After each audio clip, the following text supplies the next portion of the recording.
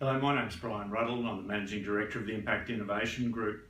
In a previous video we talked about innovation system maturity and a number of the elements that we look at when we start looking at innovation systems and how to improve them. Today I'd like to touch on leadership and governance. So as we sort of looked at in the previous video, we sort of look at a number of areas when we look at innovation systems. So there's leadership and governance, which we'll cover off on today. There's the ideation, there's idea curation, there's the engagement aspects, and then of course outcomes.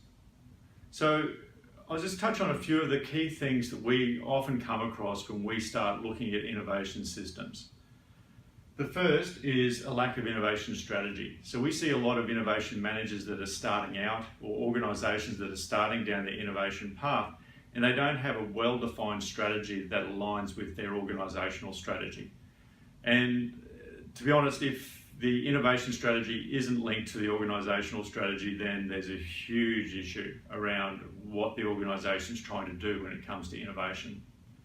The second thing is around innovation plans, and this is a detailed how ideas are going to be collected, how proof of concept and feasibility activities are going to occur, how decision making is going to occur, and what really the end outcomes are. And look, this is a really important document that needs to be continuously updated because at the end of the day, if you don't have a well-detailed plan, it's very hard to communicate that plan to others.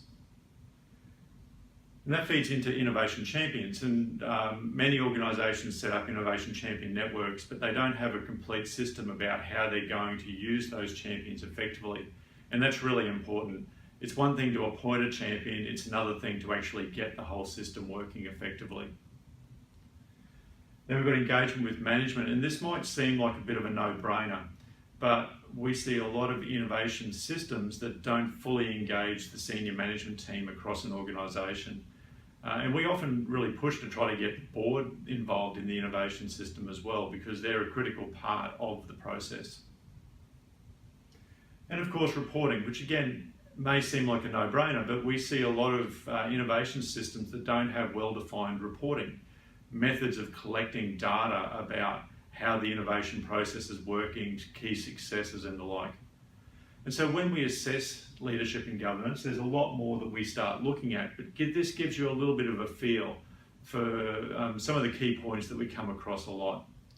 If you'd like any more information about the Impact Innovation Group and how we help and support innovation teams, please contact us.